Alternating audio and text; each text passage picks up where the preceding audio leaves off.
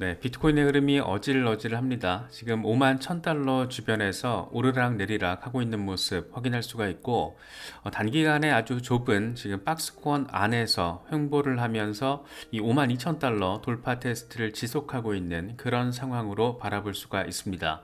지금 박스권 횡보를 하다 보니까 여기서 이제 방향성을 어떻게 설정할 것인가, 이게 지금 단기적으로는 최대 관전 포인트가 된 그런 모습입니다.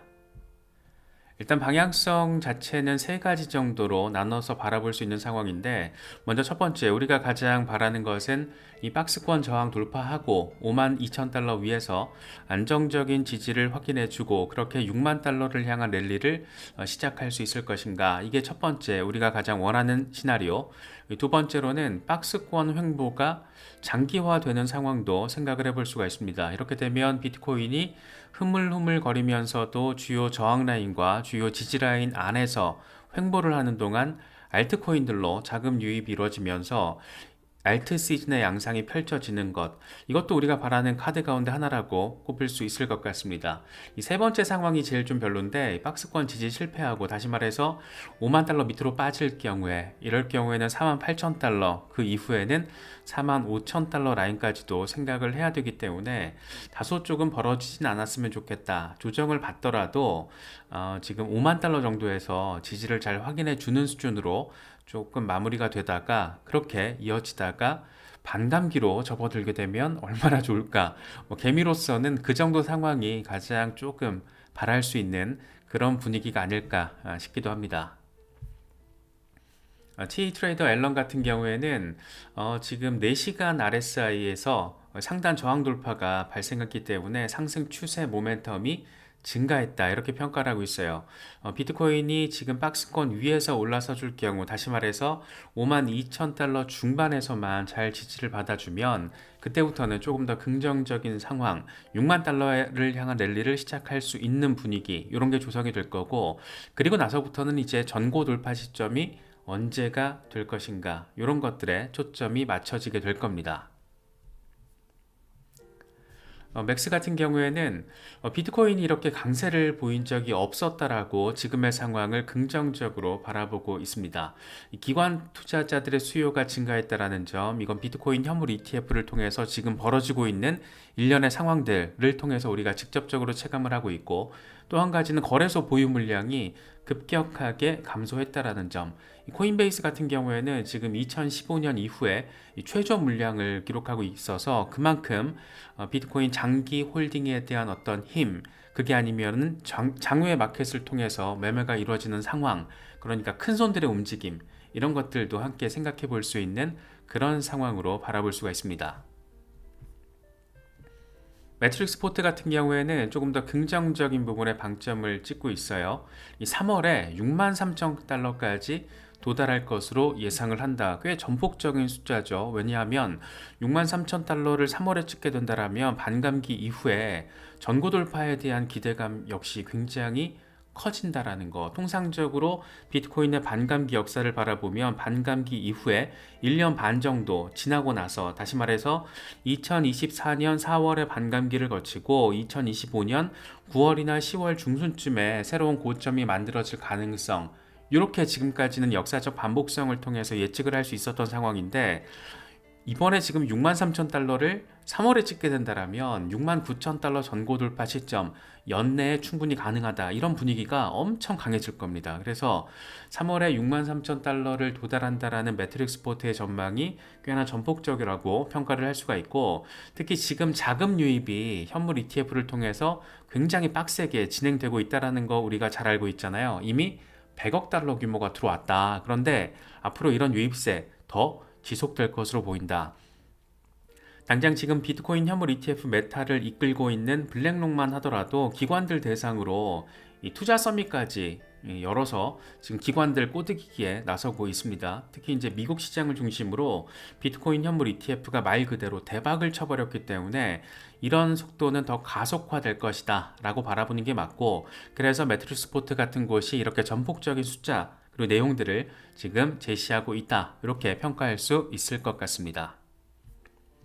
그러면서 하는 얘기가 반감기 2개월 전부터 반감기까지 이 32% 이상 상승하는 패턴을 비트코인이 과거에 보이기도 했다라는 점, 그리고 6월에 금리 인하 가능성, 또 미국 대선도 자리하고 있어서 전반적으로 올해 분위기가 좋을 거다. 특히 미국 대선이 있던 해에 비트코인의 연평균 상승률이 192%. 올해 같은 경우에는 지금 되게 재밌죠. 만약에 트럼프가 재선에 성공했을 때 암호화폐 규제 이슈와 관련된 미국 행정부의 입장이 지금과는 완전히 달라질 가능성이 한층 더 높아져 버렸습니다. 특히 트럼프가 지금 뭐가 간단치 않아요.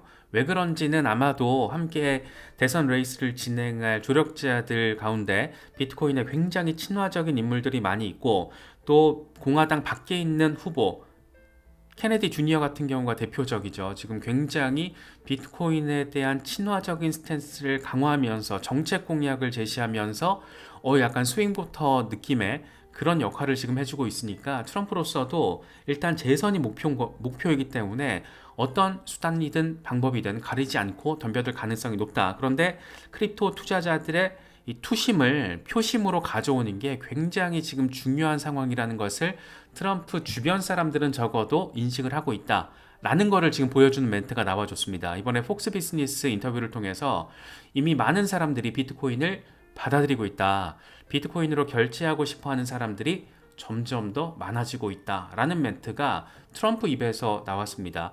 잘 알고 계시는 것처럼 트럼프는 자신의 NFT를 이더리움 기반으로 발행을 해서 이미 이더리움으로 굉장히 큰 수익을 얻었고 이더리움 홀더이기도 하고, 물론 대량의 이더리움을 판매해서 수익화 시키기도 했습니다. 그 정도로 여기서 중요한 거는 트럼프가 좀 기인이잖아요. 굉장히 황당한 말을 할 때도 많고 적대적인 평가를 하는 경우도 많지만, 어쨌든 블록체인과 어떤 크립토 커런시의 관점에서 봤을 때는 이걸 이미 활용해서 수익화에 성공한 사례 모델이기도 합니다. 그런데 지금 이번에 트럼프가 지금 예상치 못한 비트코인에 대한 긍정적인 발언을 해버린 거예요. 그래서 스캡틱, 약간 회의적인 입장에서 지금 관찰자로서의 입장으로 선회가 됐다라고 지금 제목이 뽑히고 있죠. 그래서 트럼프가 비트코인에 대해서 약간 껴안게 지금 나서고 있는데, 이거는 규제 이슈와 관련해서 조금 더 개방적인 입장을 띠게 될 거라는 시그널로도 지금 받아들여지고 있습니다. 그래서 트럼프의 이 한두 마디가 지금 미국의 암호화폐 규제 이슈와 관련해서 바이든 행정부의 적대감을 가지고 있는 크립토 투자자 유권자들의 마음을 굉장히 빡세게 움직일 수 있는 그런 신호탄이 지금 쏘아 올려졌다. 그래서 이거 지금 되게 크게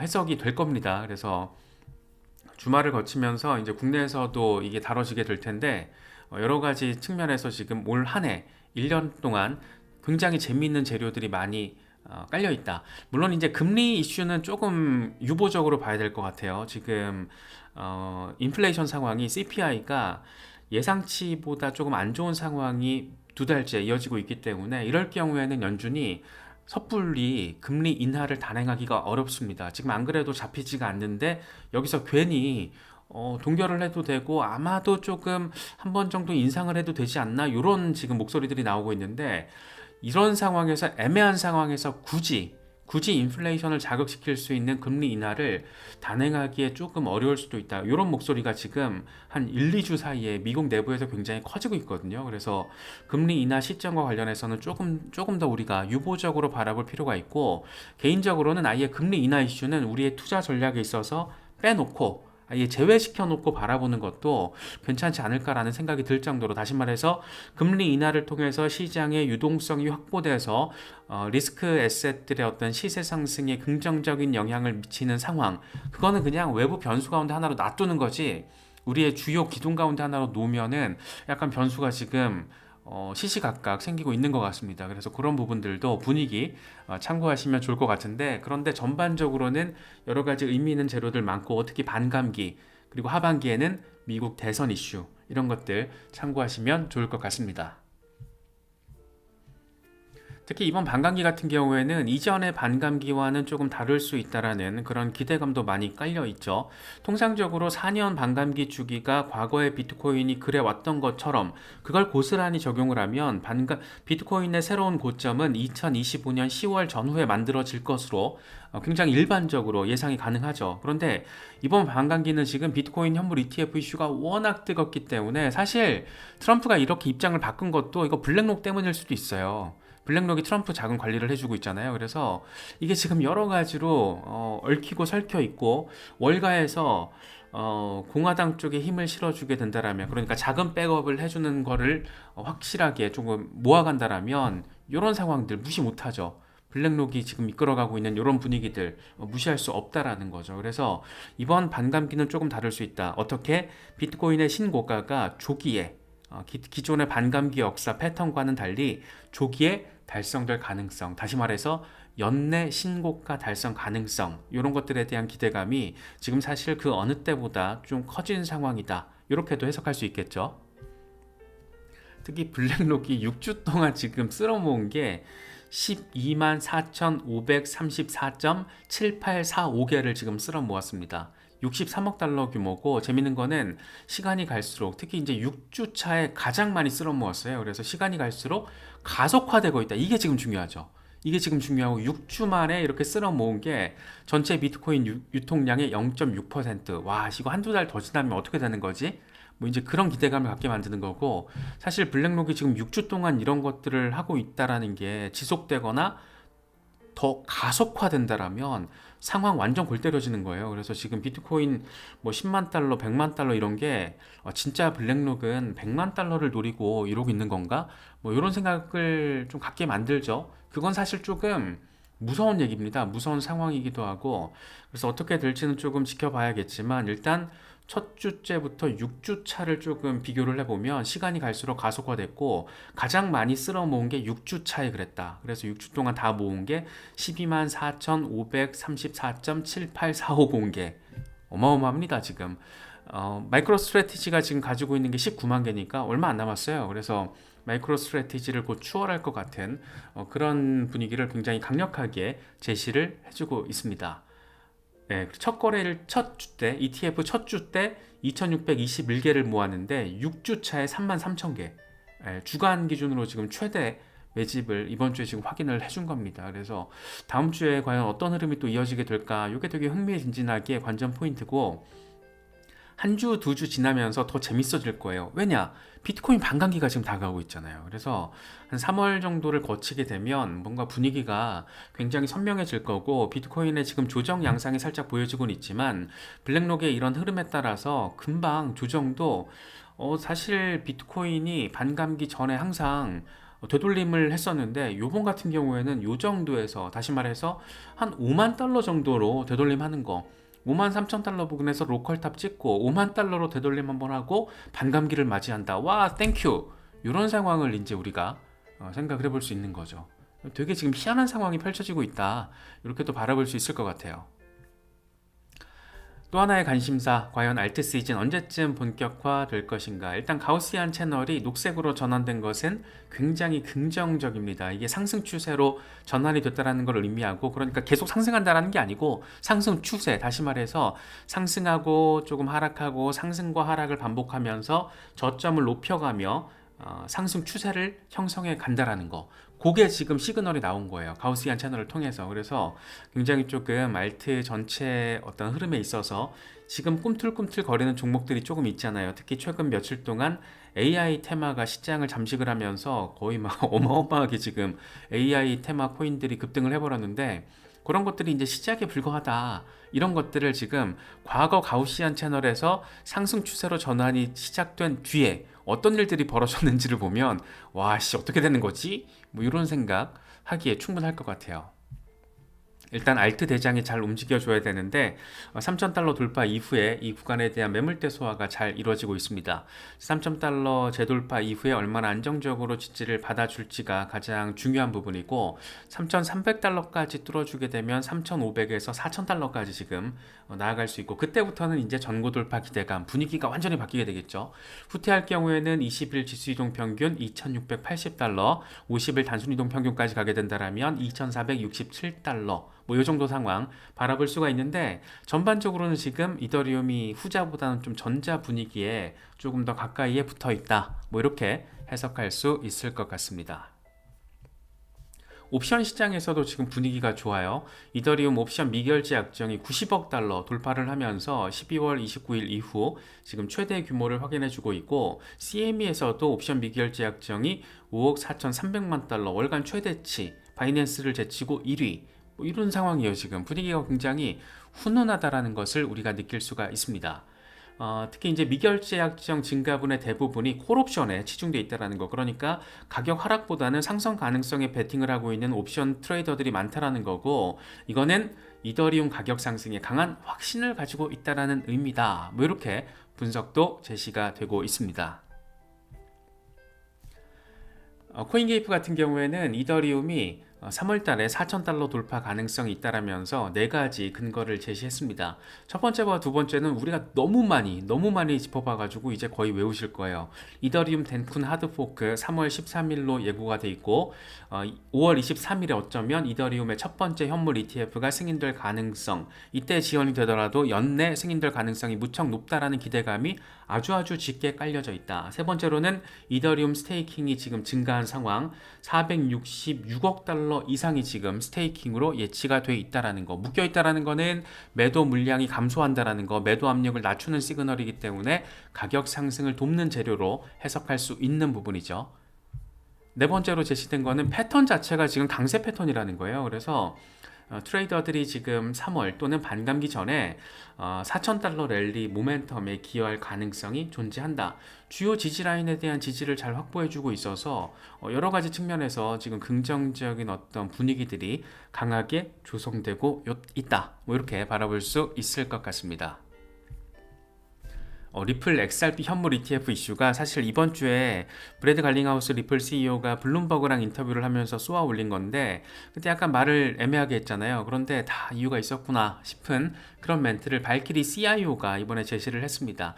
물론 직접적인 시작점이 XRP 현물 ETF는 아니었어요. 이더리움 현물 ETF에 대해서도 승인 가능성이 높다라는 얘기를 하면서 격가지로 이제 XRP 현물 ETF도 출시 가능성 열어두고 있다. 사실 이거는 이더리움 이후에 출시 승인 요청을 하겠다라는 멘트거든요. 그래서 이런 뉘앙스가 굉장히 지금 이거 뭐지 싶게끔 분위기를 주고 있는 겁니다. 그래서 암호화폐는 새로운 유형의 자산이고 그래서 비트코인 현물 ETF 출시에 많은 노력을 기울였다 이런 얘기를 하면서 이더리움 현물 ETF 늦어도 1, 2년 안에는 승인이 될 거야. 그 다음 타자는 누굴까? 아니면 동시다발적으로 진행할 수 있는 선수 가운데 하나 XRP 현물 ETF 이것도 뭐 사실 1, 2년 안에는 당연히 등장하지 않을까 싶어요. 왜냐하면 빠르면 올해 2분기, 3분기에는 1심 판결 결과가 나올 거기 때문에 일단 배심원 판결 결과가 나오면 리플 소송 1심 판결에 대한 어떤 방향성은 아주 선명하게 예측이 나올 거예요. 그거 자체로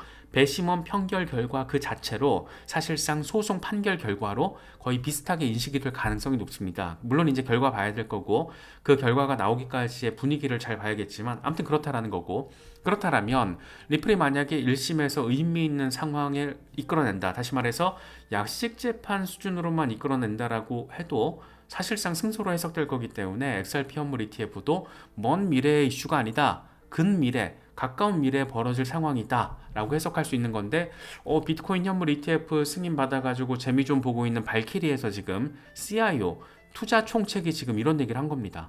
굉장히 재밌죠? 물론 이제 리플랩스랑 발키리랑 뭐 어떤 얘기를 얼마나 뭐 진행을 했는지 안 했는지 그런 건 알 수가 없죠. 다만 비트코인과 이더리움, XRP 모두 증권이 아니라고 간주가 됐다. 이더리움과 XRP 현물 ETF 출시 가능성 열어둔 상태다. 이렇게까지 발키리의 투자 책임자가 이렇게까지 얘기를 하니까 이거 되게 지금 지난 얘기인데 이더리움이랑 같이 갈 수 있다라는 거구나. 여기서 지금 소송 이슈에 대한 언급도 없어요. 그러니까 약식재판 판결 내용, 그러니까 2차 시장에서 판매된 물량은 투자 계약으로 보기 어렵고 그렇기 때문에 증권이 아니다라는 약식재판 판결을 시장에서 지금 플레이어들이 어떻게 받아들이고 있는지, 이게 지금 굉장히 선명하다라는 거죠. 그래서 이번 발키리 CIO의 멘트는 의미 부여하기가 충분하다, 이렇게 좀 생각할 수 있을 것 같습니다. 리플 CEO가 XRP ETF 확실히 환영할 만한 일이다, 이런 멘트를 한 배경이 발키리인지 아닌지는 알 수 없지만 요 멘트 이틀 뒤에 요 멘트가 나왔다라는 거는 뭔가 있구나 라는 생각을 갖기에는 충분해 보이죠. 물론 중요한 건 소송 리스크. 그래서 첫 번째, 지금 벌금 합의 이슈가 진행되고 있잖아요. 이게 데드라인이 4월 29일. 그래서 판결이 나오면 빠르면 2분기, 상반기에 나올 수 있다는 거고, 늦어지면 내년으로도 지연될 수 있다라고 합니다.